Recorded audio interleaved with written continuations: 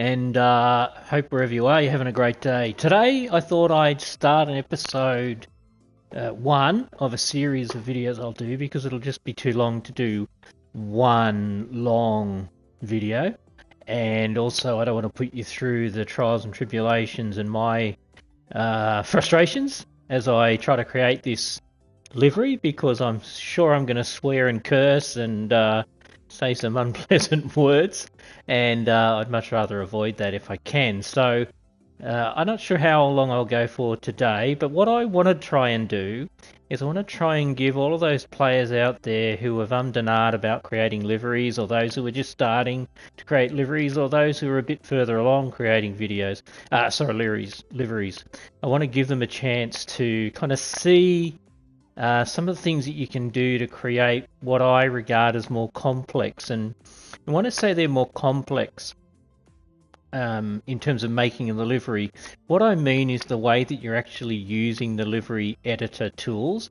I don't mean the sort of graphics that you might be grabbing from the showcase under, decals. I mean the actual creation of the livery itself, making use of the livery editor tools and shapes and layering and some of the techniques that you can use to do what you're trying to do. So, having waffled for the first 3 minutes of this video, I might just get straight into it. And so what I'm doing today is I'm creating a JPS Maverick. Now, a Maverick's a fairly new car in GT7, for those of you that aren't familiar with the game or who've just got the game. I think it was released on about the 23rd of May, or no, maybe the 25th of May, sorry. And it's been a fairly popular car to create liveries on. And this is actually my 7th livery that I've created. I've only got 6 cars, so I'm actually using an existing donor car. Just a quick rewind there.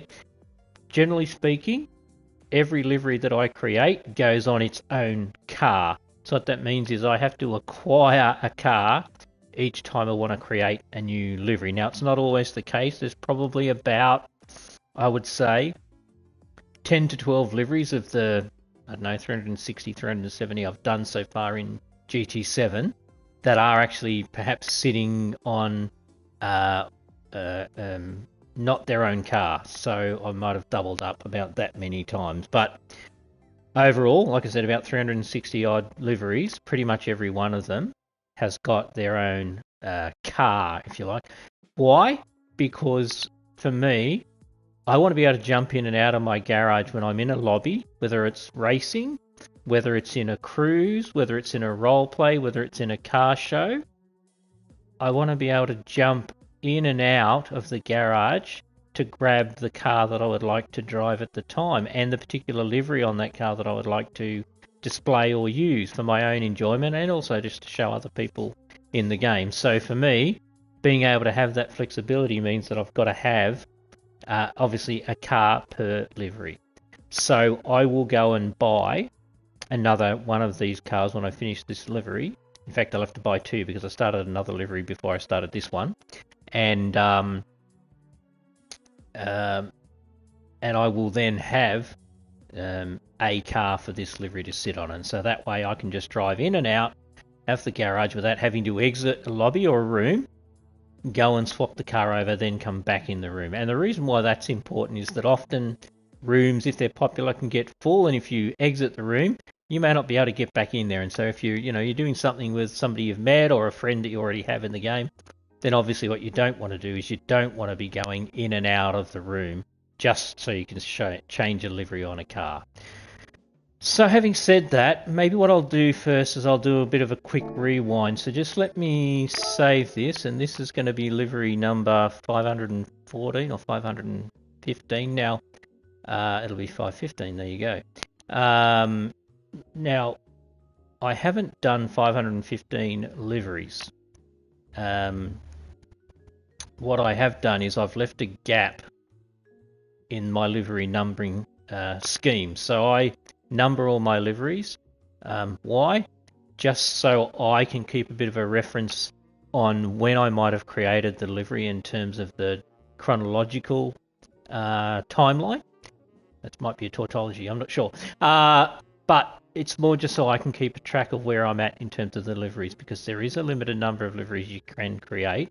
But I left a gap of 100. In fact, I left a few other gaps as well. And so whilst this is called livery number 515, in fact, I won't even say that, it's not the 515th livery I've created in GT7. I will create that many. In fact, I'll go well beyond that in GT Sport for those of you who are new to the channel. I created nearly 1,000 in GT Sport, and but that was over many years, obviously, and GT7 as a game has only been out for a year and 3 months, roughly. So, yeah, a long way to go. And, of course, I spend a lot of time racing and driving as well, not just creating liveries, so that also means that the time it takes to create the liveries is not quick. Anyhow, so I'm just going to save this livery, and I don't know if I should be giving tips here on naming conventions for saving your liveries, but one of the things that I always do is I always give it a name. I always try to fit in, if you like, for example, the sponsor or main decal that's going to be on the car, and then if I think there's a chance I might do another iteration of it on that car, I'll actually call it 1, 2, 3, etc. And again, it's just easier for me to keep track of the liveries. Again, might be going overboard, might be a bit obtuse or a bit ADD. I don't know, I'm not ADD as far as I know, but yeah, just that's what I do. So what I'm going to do is just quickly save this livery so I can just take you back a few steps, just for anybody that's brand new to the game or brand new to the channel. So I'm going to close it out, and this should only take us about 60 seconds, but I'm just going to step you back through the process. So obviously the process when you're wanting to create a livery, just pardon me while I do this. This is something that takes a bit of time. The 60 seconds will be more the game than me telling you, because as you can see, it does take time to save. Having said that, so you'll come into the game, you'll go through and you'll do the necessary challenges, which begin in here in the cafe, and that's where you start to do your challenges, and you build up to a certain level. It's actually up to level 62. I stopped at 50.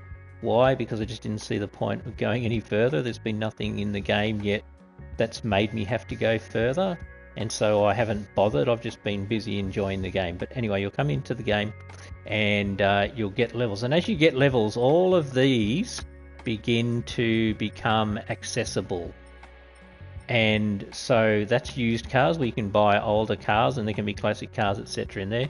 This is where you buy brand new, so current kind of models. Now there are some older models that can still be bought from the brand central, so you can go into, say, Nissan or Toyota or Chevrolet or BMW or Ferrari, etc., and you can pick out the current models.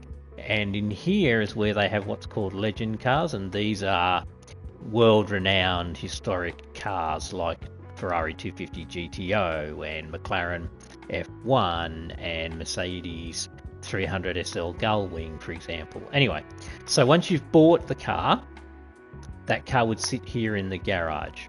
And so what you need to do is you need to select the car, and if I just give you a quick look, let me just go to that manufacturer, which is called Greening Auto Company, sorry. And so you can see these are the 5 cars that I currently own, so I need to buy 2 more. And these are the previous liveries that I've done on this particular car, but this is the one that I'm doing. So you would pick the car, and I might as well pick that one, I've already got it selected. And then you'd come in here. Now there's nothing immediately that you need to do in here except select the car, so I can exit straight out of here. And then I would go, typically, depending on what you want to do, you can go in here and you can add things to the car like upgraded brakes, engine modifications, suspension, etc, etc. And then in here, and in this section here, is where you can do things like applying a wide body kit, or doing what they call an engine swap, or doing an oil change, and sometimes during the game when you play you need to do that, because the engine does wear as a simulated game. important that you remember that, because otherwise you'll blow up your engine and have to pay a lot of credits to put a new engine in. But in here is where you start to do your livery creation. Obviously in the wheels section, you'll see that there's all these brands of wheels manufacturers, or wheel manufacturers. But once you've bought them, you can then put them on any car that is compatible with that wheel. So these are all the wheels that I've purchased, and you can see here that's the wheel that I've put on it. You can see it looks different there because it's the standard color versus what I've colored it. You can see there I've applied the gold paint, which is a great segue to the next step, which is paint color. And this is where you buy all the different paints that are available. Now these are all the different paint categories that I'm scrolling across to, and in this case this is a chrome paint, and these are all the chrome paints. So as you can see, there is lots of options, and that I believe is the paint that I've got on it, or is it that one? Maybe it's that one. That's the paint that I've currently got on it, so I'm just going to get out of there, but you can see all the different categories, and then within each of those there are all those choices. So, you know, again, if I go to metallic, you can see lots of different colors, so you can really come down to a lot of different options when you're creating a livery. Other things in here like custom parts. This car only allows you to put a rear wing on it. I haven't. It's got the standard rear wing on it with a gurney flap in the middle. I'm not yet convinced about putting the rear wing on it, but then there are other things like upgraded headlights, number plates on and off, and then the brake colour per colour, which again at the moment I won't play with because I'm just trying to show you. Then you go into the livery editor tool itself. So if I click on this, it's going to ask me to either create a design or open a design. So obviously if I buy multiple cars, I might want to apply the same livery. For example, say I'm creating a virtual racing team and I want to have 3 cars with different racing numbers on them, you know, 64, 65 and 66 as an example. I could create a design, I could open a design, grab that same design, apply it to a second car, and then all I have to do is change the number on it, and bang, I'm done. Save that as a different livery, maybe it's number, and away you go, and that's all you have to do. But in this case, I'm creating a new design, but I've already saved it. If I click on Open Design, you'll see all the designs I've done for this type of car.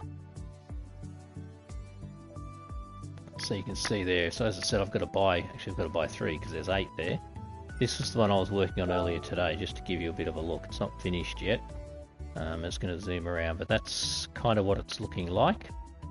Still quite a lot to go on it, but had a bit of a pause just to have a think about it. So I'm not going to pick that one. I'm going to pick the gold one because that's what we're talking about today.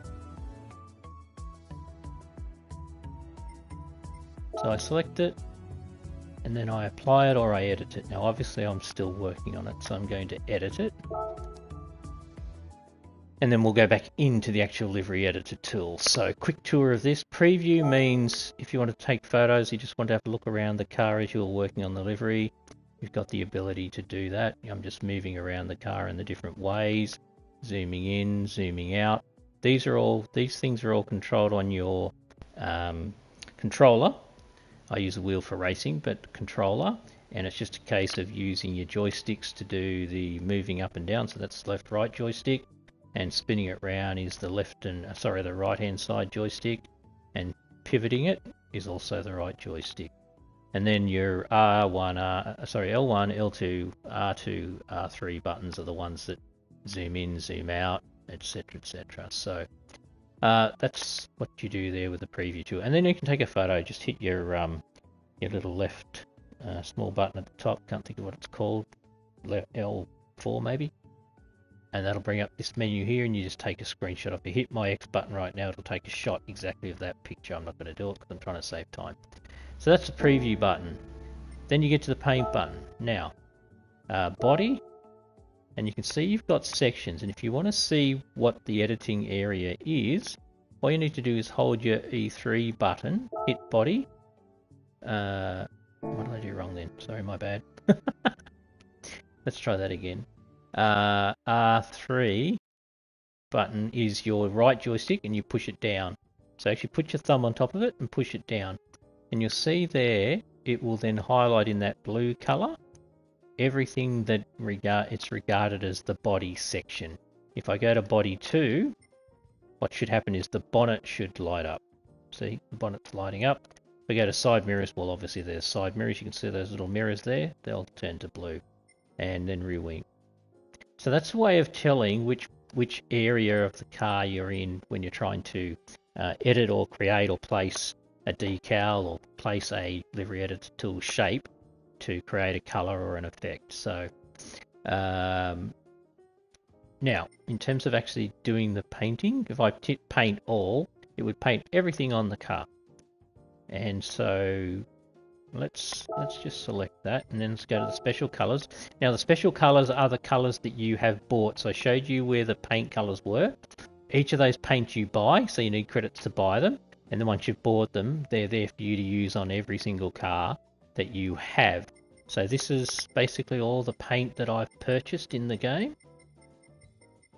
And you can see there's a variation between dark flakes, color shift, chrome, metallic, etc. Including some genuine factory colors that you can select as well. So these are all the paints that I've bought that I can then choose from. Now obviously we're doing the chrome. So I'll go back up to where the chrome was. That's it there. Hit that just to be safe, and away I go. And then the same thing with the wheels. Oops, my bad. Go back out one. Wheels. Right, same process. Hit wheels, go to special colors and select the paint, and away you go. Okay, so now we're back to where I started this broadcast. Sorry if that took a few more minutes than I anticipated. Decals. So this is where you effectively start to create the livery. Now, I don't create my own decals. For example, the JPS and the 67. They are decals that are created by decal makers, and at this point I want to give a really big shout out to every single person in the game who creates decals, because they've got to go and use a separate graphic design tool, either source an image, copy that image, turn it into the SVG file, I think it is they use off the top of my head, and then upload it into the game. And they do that to share it with everyone. So they're spending their time and their effort creating that so that people like me and other people in the game create liveries. So I think everybody should give a real huge shout out to those decal makers. But effectively, I don't create them. So the 67 and the JPS, which is somewhere, there it is. They're not my decals. I didn't create them. I have downloaded them and I use them. But apart from that, everything else that goes on with my liveries is I'm creating it myself, and I'm doing it with shapes. So for example, that shape right there, you can see it flashing, is a standard shape out of the standard library. And to show you that, let me just try and add a layer above, and then I hit the blue button, which is select decal, and here you have the preset decals. These all come in the game in the livery editor tool. Everything you see here from the top menu down to this bottom menu where it says racing decals, they are all in the game. You don't need to do anything to get them. The livery editor tool, as soon as it's available to you, these are all available. So that shape is actually this shape right here. I've just stretched it, and I'll just show you how that happens quickly as well. So I select it by hitting this blue box right here where it says edit decal. And then I again use my controller, buttons, joysticks, etc. So my L1, L2, L3, L4, and a combination of them and the joysticks to manipulate the shape. So to bring that shape down to what that shape is, I hold my L1 button, which is the skew button. Then I grab my R3, which is my right joystick, and I pull it down, and that shrinks it down. If I want it to be longer, I still hold my L1 button, but this time with my R3/right joystick, I'm going to pull that to the right, and that'll make it stretch. If I want to shrink it, I'll push it to the left. And that is how I manipulate the shapes. Now, if I want that to have an angle, you can see how this one here, behind it, see how it's not perfectly vertical? it's actually skewed to the right. If I want to do that, I still hold my L1 button, but this time with the left joystick, or R, I think it's R4, but L3, sorry, I'm bad with the numbers. L3, I apologize. I just push that to the right, and you watch, it will actually bend to the right. There you go. And likewise, if I push it to the left, it'll bend to the left. And so that's how you can manipulate the shapes to get them into the exact position that you want them to be in. Now I'm going to get rid of that, so I'm just going to abandon it, and I'll finish that, and then I'll delete it because I don't need it at the moment. I probably will need it later, but anyway. So that's how you basically manipulate the shapes, and that goes for these curves as well. So you see, if I add another curve, let's say I duplicate it. Now if I want to do that, I hit my little triangle button on my touchpad, and I go down to duplicate layer, and it's just added that shape there. We were there, now we're there. So now by hitting my X button, I am now controlling that shape once I hit the edit decal with my X button, and I can move that shape up, down, or wherever I want to move it within that section. All right. So again, I can manipulate that shape. If I want the arch to be less, to have less of a radius or a curve, I hold my L1 button, I grab my R3 joystick, and I push it down, and it makes it flatter, so that I have a less of a radius of an arc. Or if I want it to be more of an arc, I push the R3 up. Now, the downside to doing this with this shape is, as you can see, the thickness of the shape itself changes as well. And so if I want to make that narrow, but I also want to make it match, say for example, another arc that has a higher radius, then I'm going to have to make multiples of that particular shape so that it's the same width. And a classic example of that, as you can see, I'll use this as a pointer here, this space here. So what I've actually had to do right there is I've had to create less of a radius to match the wheel arch line of the car, and so there's a multiple of smaller arcs that you can see there underneath it that I've started to do to fill in that space. I'm going to cheat.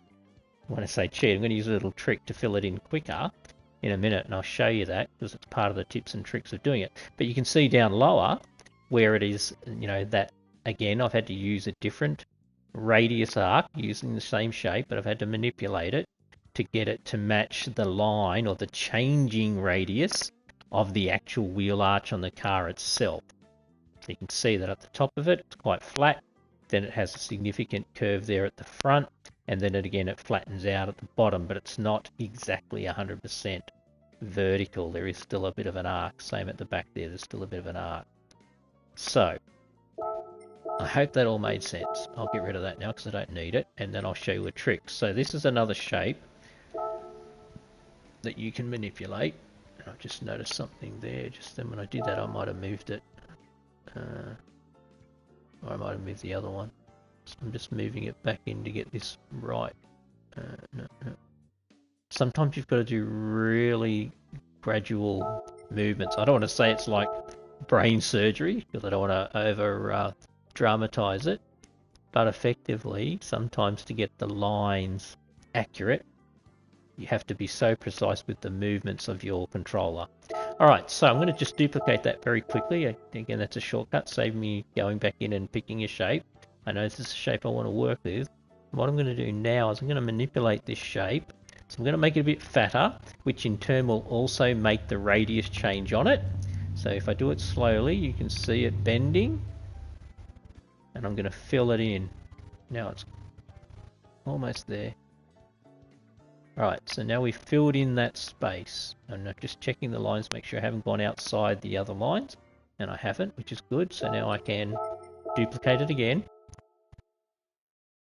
So once you've got a shape and you've added it to the car, you don't need to go back over to that menu that you saw on the right hand side where I started to keep making use of the shapes. Once you've got the shape on the car, you can grab it and then you can manipulate it whilst you're in there, and that will save you a lot of time. So what I'm now trying to do is stretch this out as far as I can stretch it to fill in as much of this gap as I can. I'm not really worried about the outside line per se, because As you can see there, I'm going to fill all of that space in, but I just want to make sure I don't upset the inside line.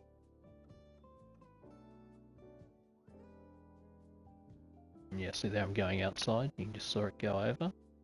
So that's about the limit that I can go with that shape. Now I'm going to duplicate it again, but this time I'm going to have to shorten it, because otherwise it'll upset that arc on the inside. And I'm pivoting it around to the right now by pushing my R2 button. And I'll show you out here. If I hit my R2 button, see how it's pivoting around on its center axis? It'll do that 360 degrees if I hold the R2 button down, so it's just going to rotate around.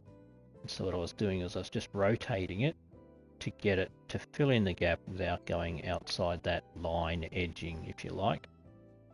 Now that that's done, I can duplicate it again, which is, as I said, sorry, I should have probably said this, go to this part here, which is layer controls, hit your X button.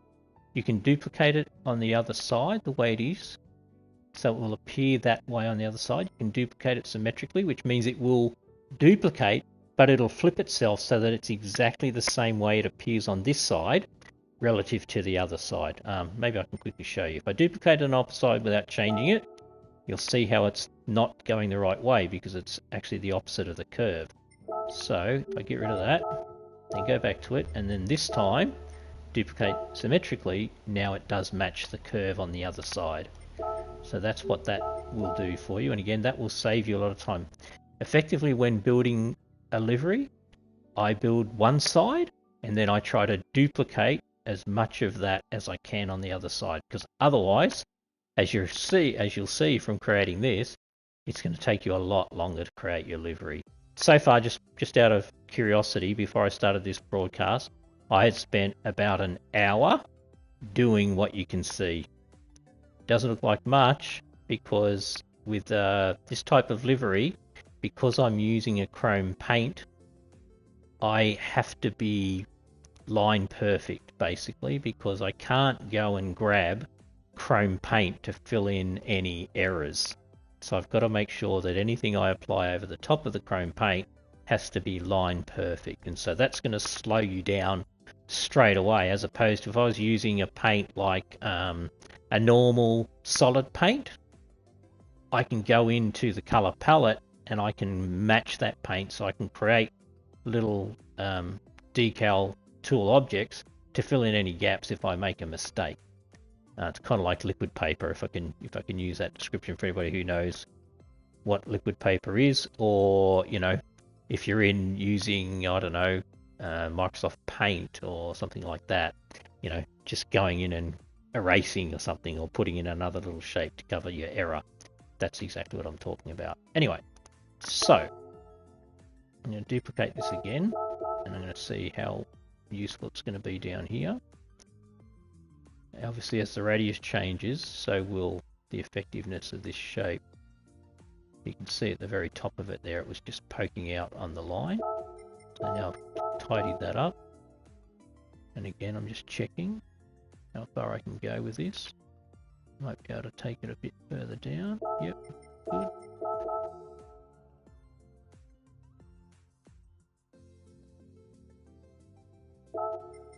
And I want to say that this type of livery, using this kind of paint and doing what I'm doing as a livery type, because of how the JPS liveries were traditionally created, where there's a bit of line edging, if you like, or a lot of line edging, this is going to be a more complex livery to do just straight away. And to give you an example, I've got to figure out how I'm going to make this all look pretty in here. In fact, I might as well do it now, because I want to have that gap between the two lines, but I've made an error because I really need, sorry, let me get out of that. I really need to make that spot in there clear to the edge, and I've actually extended those curves, so I have to fix that. I'm not going to do it now, but just so it made sense what I was just saying, I mean right in here. See how that part protrudes? Originally that's how I wanted to look, but then I thought about it and I actually want it to cut off somewhere here, so that there's a nice clean run of the gold chrome paint around the wheel arch, but I wasn't thinking at the time. But again, just doing these lines here as an example, you know, that was probably 5 minutes to get them to the thickness that I wanted, in line with the panel edge, because there's a actual depression there in the body of the car. Probably hard to see now, put the lines on it. Maybe if I go around the other side, you can see it. Yeah, there you go. See that crease? It runs through there. So getting the line thickness right on the edge of each of those creases. Oh, you can see the crease there, sorry. Should have just showed you there. And then, you know, 67, yep, it was easy to do because I've got a save decal, but that boxing is actually about 10 decals required, or layering of shapes required to create that box with that thickness that I wanted around it, so I could then put the rest of the black around it. So, yeah. Okay. So let's actually add something, because I've done a lot of talking, but I haven't added much, as per se. So what I'm going to do is I'm going to just grab a shape again. These are all the shapes, and the shapes, some of them are shapes that I've never used, to be fair. Like a lot of these stripes I've hardly ever used, because they've got, for me, limited use, some of these shapes as well. But you've also then got the ability to have what they call fade shapes or transition shapes. So you can see these have a fade effect. So if I wanted to fade from black, you know, to red or something like that, you know, I can do that in here. Just to give you a very quick example, let me just line it up. This is what I mean about you've got to be very precise with the movements in the controller. And this will take you time, but the more you do it, the more comfortable you'll be with it. Now if I make that red, straight away you can see that it's transitioning from the mattish kind of black at the start of the shape underneath it, and it just graduates into the red, and then it graduates away from the red black back into the black. And again, I can make that shape, I can manipulate that shape, so I can make it wider, I can make it narrower so that the transition is more abrupt, and then I can layer it. Say if I wanted to make it look even better, if I duplicate it and then I stretch that, it'll give you even more of a graduation look. I'm going to stretch it out again. You can see how the density of it changes, and it gives you a different fade effect.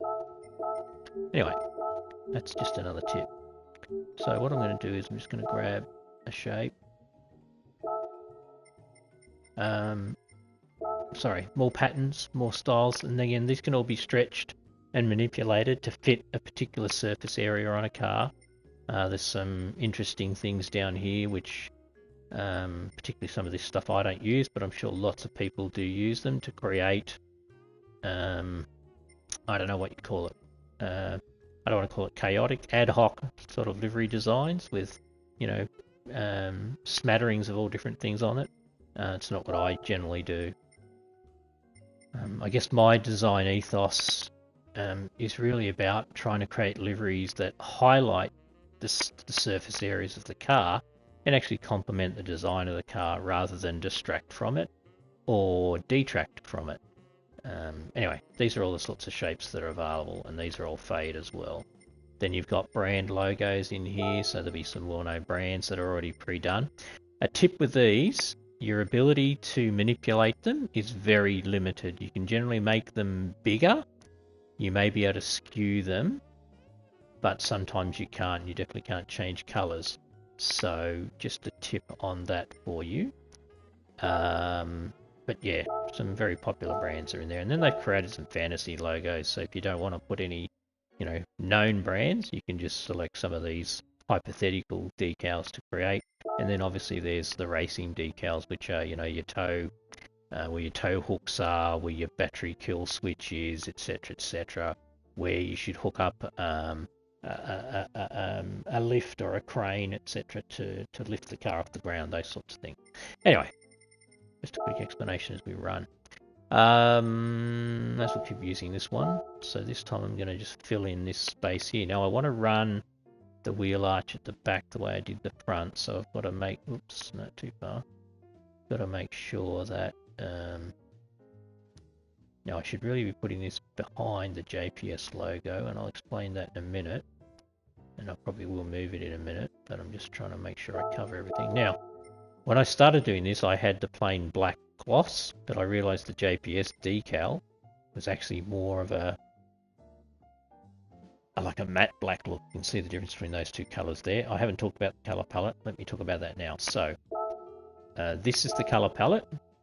These are my favorite colors, and they're there because I've used them previously in creating liveries. These are all the standard colors, and I'm just R1ing here to show you all the standard colors, and that's pretty much it. We'll go back to the start now. So that's the first one, second one, third one, fourth one. So there's all those colors. I don't know how many there is, but 1, 2, 3, 4, 5, 10. So there's 50 on each section. So what do we say? 4 pages. So there's 40 standard colors. But then once you pick a color, and I'll go back to the color I'm using, if you regard black as a color. Once I hit that, I can go into this field here called the color picker, and then I've got the whole color spectrum to play with. And so I can create an infinite number of colors, infinite number of hues, infinite number of viscosity, etc. And I do that, let me just realize that this is on 10 so I don't forget. I do that by firstly hitting this, and then I can move that, and that'll change the color. You can see it changing to the blues, to the red, to the pinks, and through to the reds again. Right? So that's how you can change it. And then I can go up the scale, across the scale. And again, that's going to give it a slightly red look into the black. Obviously not a lot because I'm down low, but if I move this higher, you'll see it change. So that's how you can manipulate the colors. And I want to go back to 10, and then I want to put that back to 0 so that I'm back where I was. And that should be my color.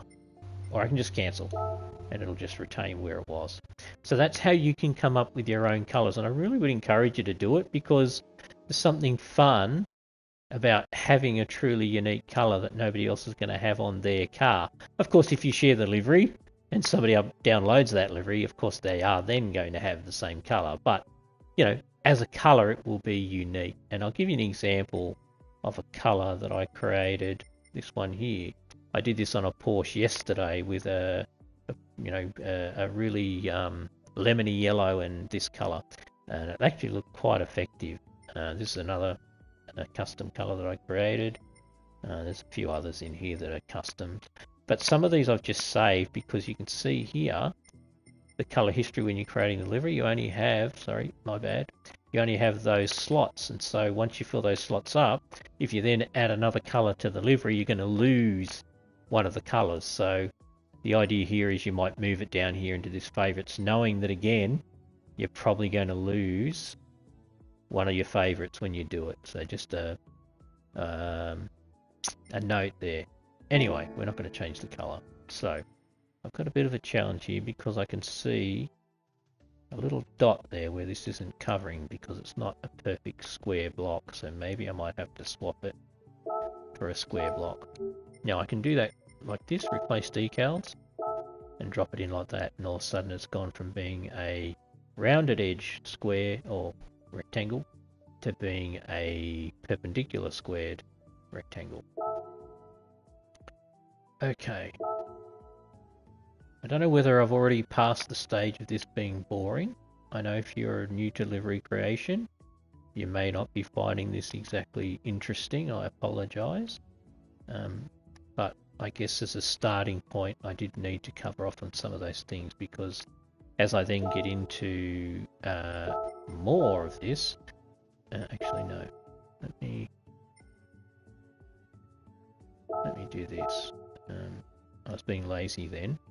Now the trick to doing this design, as I should also mention, is to try and do as much as you can with each shape that you can. What do I mean by that? You only have, and I'll show you this in a minute, you only have, for each of the surface areas, you can only use a finite number of decal shapes, whether it be the logo like GPS or 67, or whether it be using these shapes that I'm using right now to fill in the areas that I don't want to be gold chrome. And so the idea is to get the most out of the shapes. I'm just having a bit of a play here to see if I can get the most out of this shape. Okay.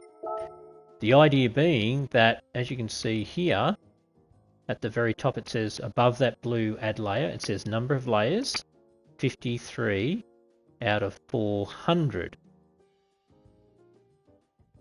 But it also says decals 8 out of 300.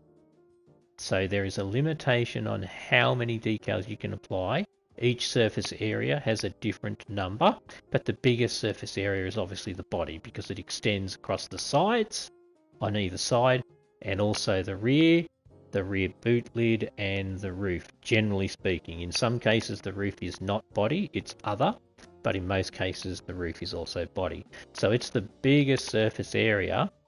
So all of that surface area above that I'm showing you, ignore the bonnet, all of that surface area, apart from the wing, and then all of the side, including the front fender or guard, depending on where you are in the world, and then the other side, you only have 400 decal slots or layers, as they call them, that you can apply to create your livery. So already I'm at 53, and it doesn't look like I've done much. So I've used 1/8 up, and I know because of the work that I had to do here, and because of what I want to do on the rear guard, I am going to burn up quite a few decal shapes. And as I work to build around the edges that I'm trying to create on each of the surfaces, for example, on this fender, I want to have an edge line. Let me just cheat here and show what I'm talking about. I want to create an edge line across the crease of the top of the fender. So I'm going to have to grab another arc. First thing to do is to stretch it to the length that I need. Now you can see how part of it disappeared. That is because of the way the surface, if you like, interprets the shape you're trying to put on it. Now I can bring it back by going here to what's called the, sorry, I should give you the name of it. It's the projection range, and it allows me to worry about both the depth and the penetration of it. And it's a 0 to 10, or a negative 0 to negative 10, or 0 to positive 10, as you can see by this scale. If I make it less, down to -10, it'll disappear totally. So that's the angle projection. If I go higher, it'll fill in edges. You didn't see much of a change there because this is the angle projection range, and then this is the depth projection range. But as soon as I hit 1, it'll appear again. The more I go up, the more it's going to appear. Now if I had put that on that panel from this angle, by going up to 10, it's more than likely it's going to make its way to the other side.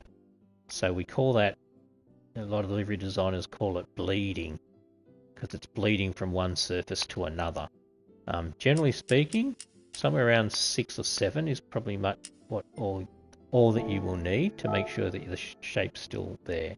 So now I'm just using my R3 and my L1, as I talked about earlier, to manipulate this to the shape. Now I'm trying to get it to do it in 1, but it may not work because it may not give me the radius that I need to match the fender. And if I have a good look, I can see that it's not.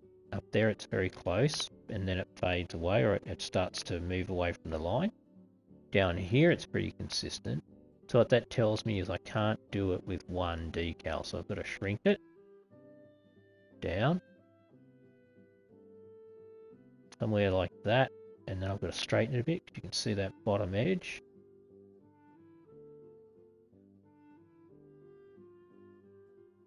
And what I'm looking at is what is the gap between the line and that top crease at the very top of that panel. At the moment, front is still a bit, I might even have to go smaller. I'm seeing.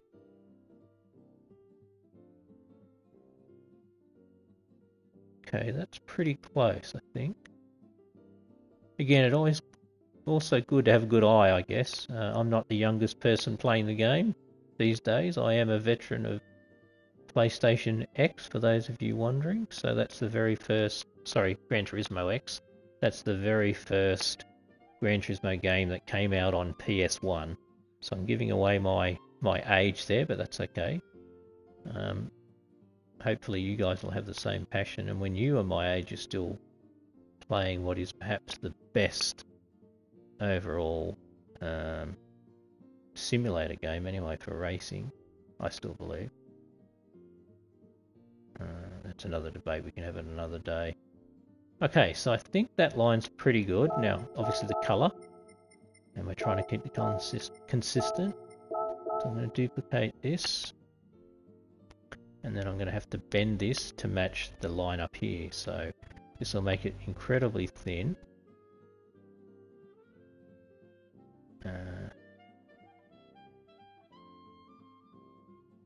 Yeah, very thin.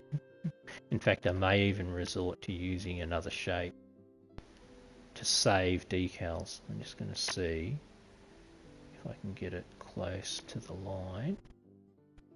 Let me zoom in a bit. Oops, too much. That's pretty consistent with the gap, I think. Let me just duplicate it to get a bit of more thickness. And yeah, oops, you might have to do this a few times to get it to still give me that ripple, so which I'm not happy about. So what I'm going to do is going to try an alternate, and the alternate shape is this one here, the crescent moon shape, as I call it. Best to change it to the colour straight away rather than play around with it in white. I'm trying to look at thickness. About right, maybe it's a bit thick. Yeah, a little bit thick. A little bit thick.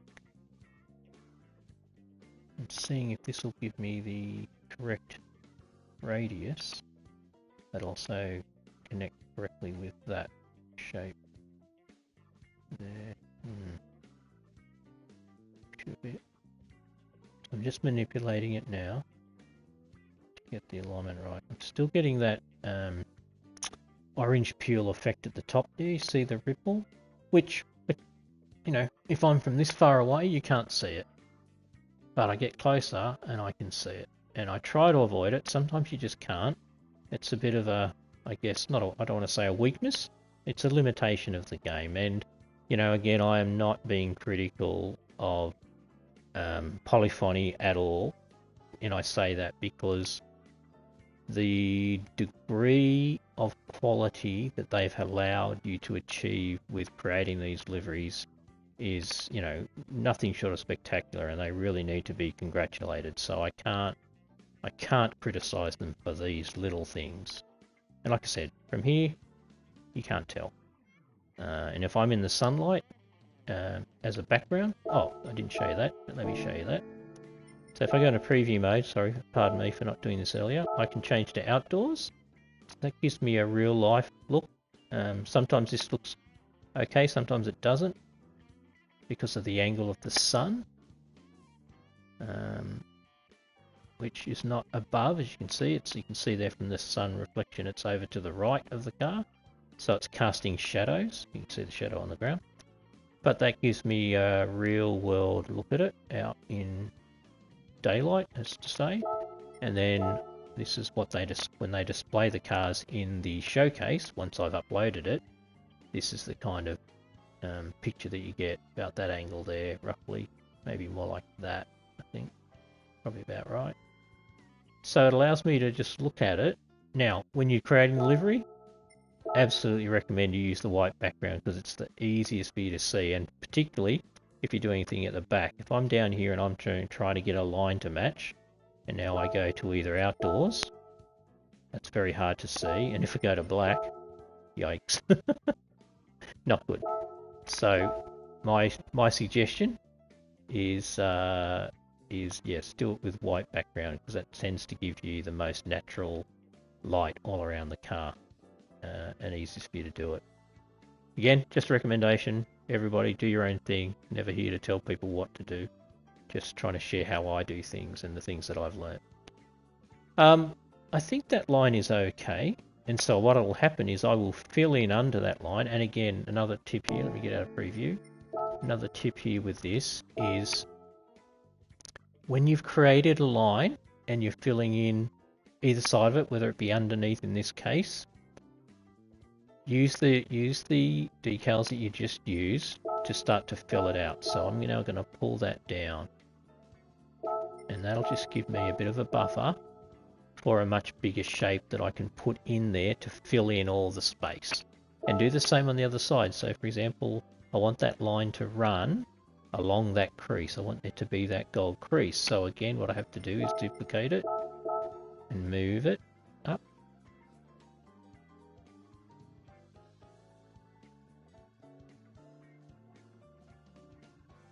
Yeah, that looks okay.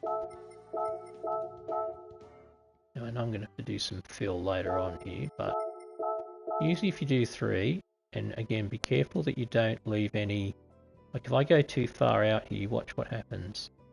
It'll start to show a gap. I'm just trying to get it to do it. Not going to do it for me. There you go. If you try to make them go too far, that's what'll happen, and you will see it. So make sure you don't get greedy. Just, yeah, do good work. That's my advice. Again, take it as you want, and if you don't want to follow my lead, that's okay too. But again, I'm just sharing my experience. So again, I want to duplicate this out. Now there are some tricks too around moving the decals. For example, if I duplicate this again and I want to move it, I can move it a standard, what the game regards as a standard measurement, by just on my left hand touchpad hitting the little down button. It'll pull it out, whatever the standard unit of measure is. And I'm going to do it right now. You didn't even see it. Oh, let's try again. There you go. So that's moved it out one standard measurement. And then I could do the same thing again, duplicate it and move it the other way by hitting the touchpad up button. And you'll see it start to move. See how it's moving in pre-configured distances to there. Okay. Now, is that in line? No, it's not. So standard unit in this case wasn't where we wanted it to be. So now I have to move it down. And that's just going to be a bit of manipulation. Interestingly, because of the surface area shape change on the top of the fender, the actual shape itself has bent. You can see there how it bends out. And that's because the panel rises up a little bit and flattens out at the same time. So again, these are some of the fun things, and you can see if I bend it too far, it's bending at the front, which is what I don't want. But that's okay, because I can fix this quite easily by putting in a flat piece that will run along there, because that does look pretty straight. Just looking at the crosshairs, and look at the dotted line that goes across there, and that's fairly straight. So I could apply a straight line, albeit I don't need a thick one. Now I'm leaving it white because I want to be able to see between the black. That's why I haven't changed the color yet. I just want to see how it runs. Pretty good. I may not be perfectly happy with it, but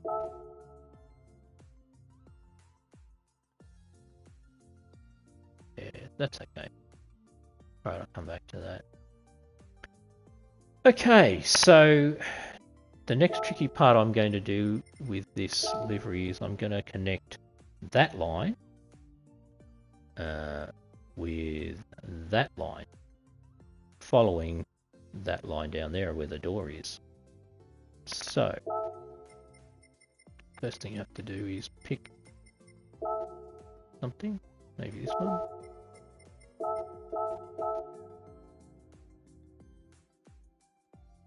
Just to recap, making this shape fatter or have an increased radius, so watch it bend, is L1, your R3 or right joystick, and pull it to the right, and that will make it go more and more and more. If you want it less, to the left, and then if you want it to be longer or shorter, same buttons, L1 with your left hand, and R3 or right joystick, and up will make it longer, on this side of the car anyway, and right will make it down. If I were to flip it to the other side, it would be the reverse, just as a tip. So I need this. I wanted to arc around the A pillar.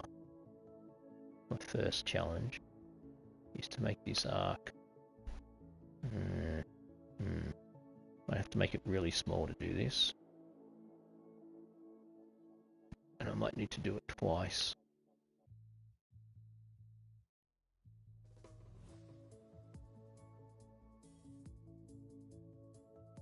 What I'm trying to do is mimic that panel cut, which is not always easy to do. And at the same time, I'm trying to get my thickness right as well. And the joins correct. And this is what I mean before, like, you know, it's not neurosurgery, but you do have to be precise. I'm nearly there. And this is why some of these liveries can take a long time to do. I'm fairly happy with that. I'm going to duplicate it because now what I want to do is I want to get that part. I need it to be straighter, so I might need two. But you can see there's just the slightest curve in the panel there, which is, you know, a pain. I love the design, don't get me wrong, to the designers. It's a really good looking American muscle car, this car, I have to say, and the Greening Auto Company have done a fantastic job to make it look like a really impressive resto mod, if that's the right term to use for it. Hot rod, I'm not sure what term they would give it, but I love this car, and it's a credit to their design. I'm going to make this a bit fatter and flatter here by extending that. I maybe made it too flat, did I? So I'm just bending that around. I want it to come. And this is the challenge, trying to keep the thickness. And this is what I mean. I don't want to be critical of polyphony at all, because this is an awesome tool, but it does come with its limitations. Now, can I... Yeah, I think I do need to use that again. I need to make it a lot bigger now. So now I want to follow that line.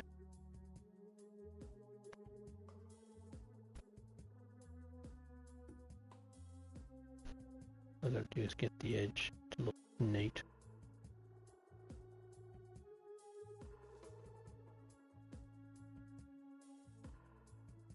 I like much more challenging version of connect 4 or join the dots. I guess is one way to explain the game or the art of creating liveries. And I'm just trying to keep... I don't know, I'm worried about the thickness on the inside because it's going to be filled in. I'm probably being a bit more pedantic than I need to be here, folks, to be honest. So let's just... And sometimes that'll happen in your brain. Your brain gets so focused on what you're doing that you may stop and go, you know what? Why am I making such a big deal of this? The inside of this is going to be filled in. I just need to worry about one side, not the other.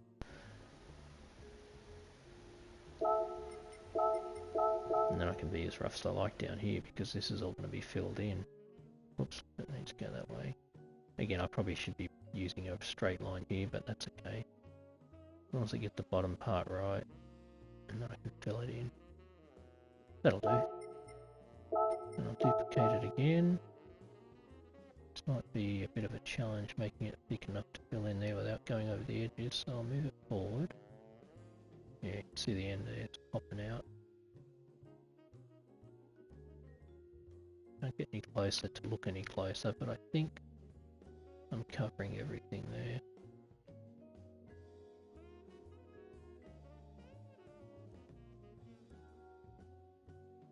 Okay, and then I need to do the same thing above it, but I don't need to, oops, I don't need to chase the line beyond the end of that panel.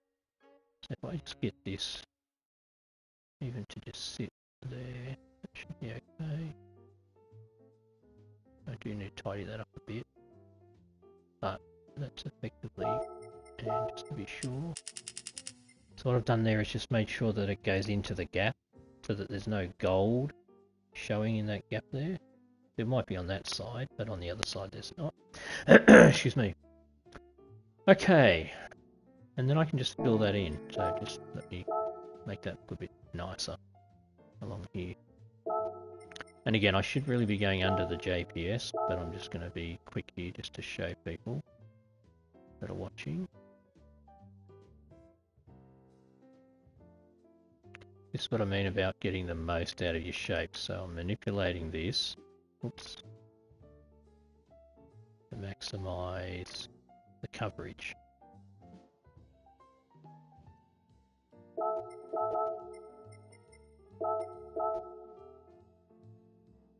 Sort of filling those gaps either side of the JPS sign, but hopefully if I do that again, let me just duplicate that. Oops. My bad, operator error. Let me bring this down here, see how much of this I can fill in.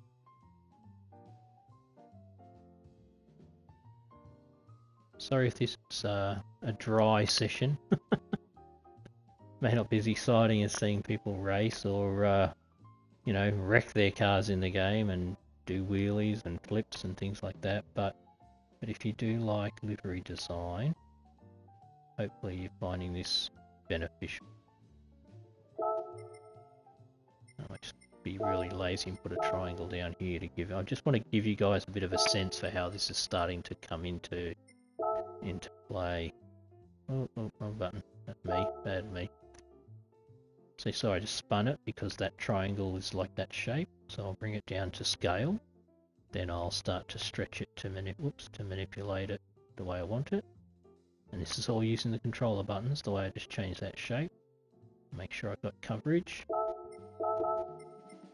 I'm done. And then I can just continue on filling this down here as well, all in here. And then filling up over here on the panel as well, so where that flat line is. I can just quickly, that gives you an idea of how many shapes we've just used to do all of that there. At 59 we put that in, and we're already up to 84. And that's what I mean about trying to be economical with your use of the decals, because you do only get so many. So I'm going to duplicate that, and I'm just going to effectively stretch it out and fill this in as much as I can. I will have an edge where the bonnet is, so I'll have another line gap there, so I don't want to go all the way across.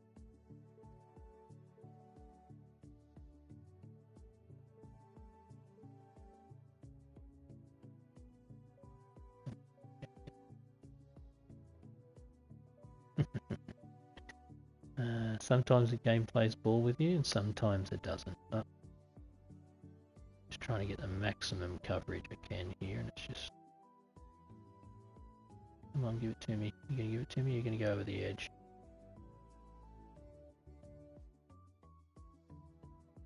Just give me that little spot just there. I was trying to get that spot there and I just can't. Because I'll go over the line, I believe. I'm going to push it, see what happens. I'm not doing it. Oh. Yes, they've gone over down here. Move that back. Pivot it a bit. Got that, but yeah. And then I fill that in, and you can start to see it kind of taking shape. I might just try and fill in a bit more before I stop this, because I'm mindful that people would be getting bored with the amount of time that it takes for you to manipulate the shapes, move them into position, get them to where you want them to be.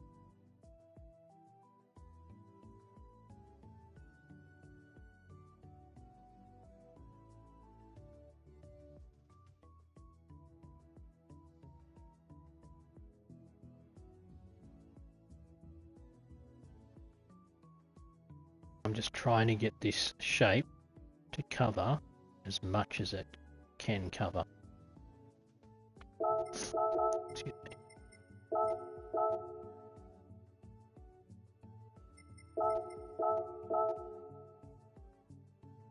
Guessing here. Do I want to put the edge on that? See that crease line there? Do I want to run another edge on it to match that line? I might actually. And again, that's part of this too. A part of this is that you don't have a map, or you haven't drawn out the livery for me anyway. I haven't gone away and done a design of this livery in a graphic design tool or anything like that. I'm effectively creating it as I go. So a lot of the time when you're creating these liveries is as much about you sitting there thinking about the design and what you want to create, as much as you actually doing the work. That's okay. No, good. Alright, so I'm going to put a triangle in here. I think that'll be the best use of the space to get where I want to get to.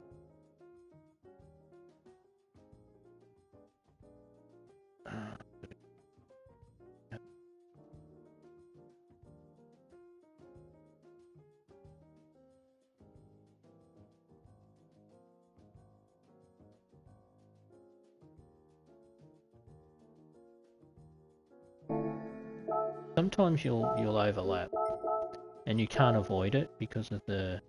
I'm just going to end up going with a square here, or more of a roundish shape, and that's okay. Sometimes you can't, as much as you want to. Maybe that wasn't the right one. Change that. A lot of it, this is the trial and error stuff that becomes part of the time that gets absorbed trying to create your livery. I'm just trying to make sure I don't go too low here. And sometimes trying to be economical just doesn't happen. Sometimes you're going to have these overlaps, like I'm about to do now, and I'm just doing this because I'm trying to be fast for you, for the people watching the broadcast, why I'm doing it right now. I'm just trying to get it done so you can get a bit of a feel for what we're working towards. There can be a triangle.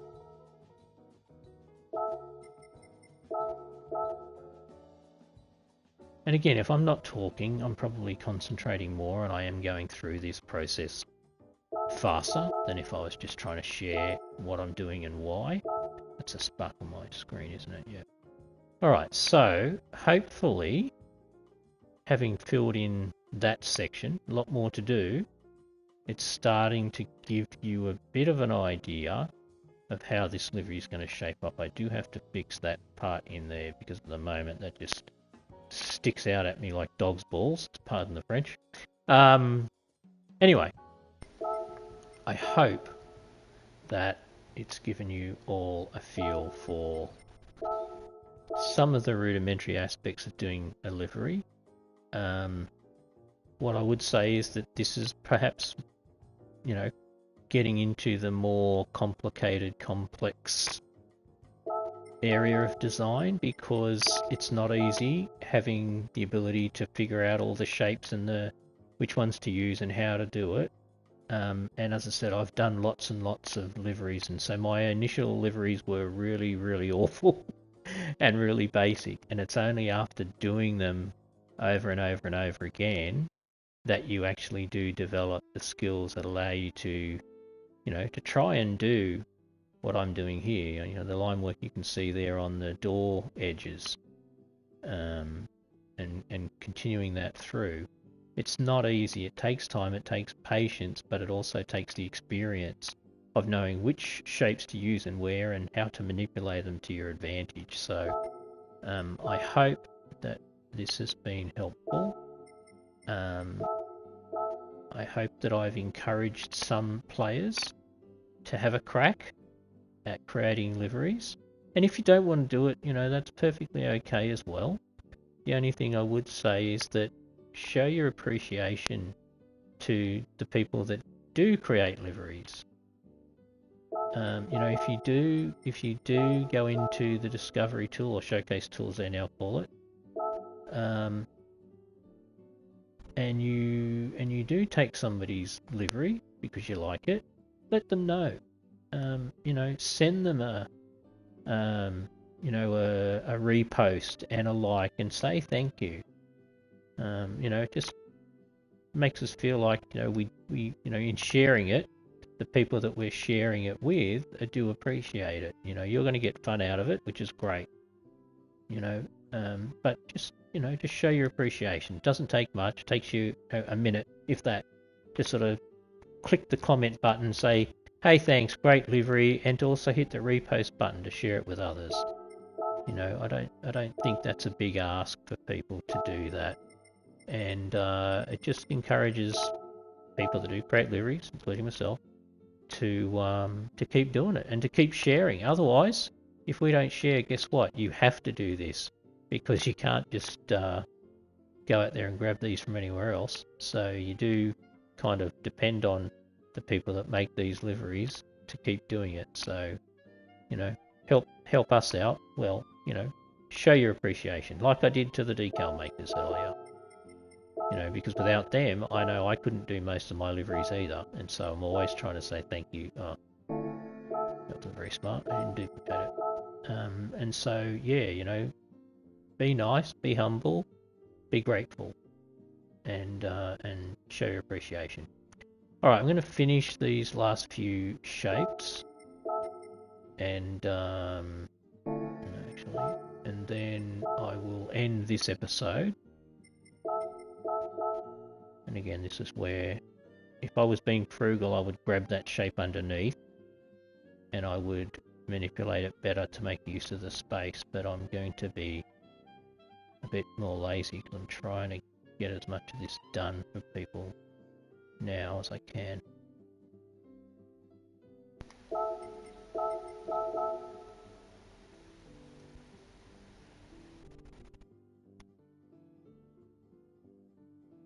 Just give you a bit more of a feel for what this is going to look like when it's done.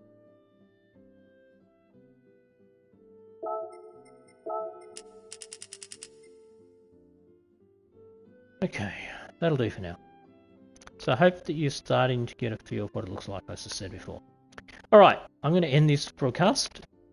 To anybody that watched this, please don't smash the subscribe button. A lot of YouTubers tell you to smash it. If you smash it, you can't use it again. Don't smash it. Just click on it if you want to see more videos, if you want me to keep doing these sorts of videos, or leave a comment. Tell me the sort of things you'd like to see, if there's any particular liveries you're trying to make, or any particular area of livery design, or anything to do with the game itself, racing or otherwise. Just leave a comment, let me know.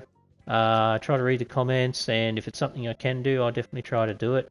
I don't know how many more episodes I'm going to do of making this livery, but I wanted to do this first one, and then I'll progressively take you through. So maybe there might be another 2 or 3 episodes of me completing the livery. A lot of the more tricky stuff I've already done on the side, but there will be challenges. There'll be challenges on the bonnet. There'll be challenges around the back. But yeah, overall, I hope that this is starting to look like a decent livery. All right, everybody, I'm going to save it. Just a tip, make sure you always save your work. And I have already saved it once, so I just have to overwrite it.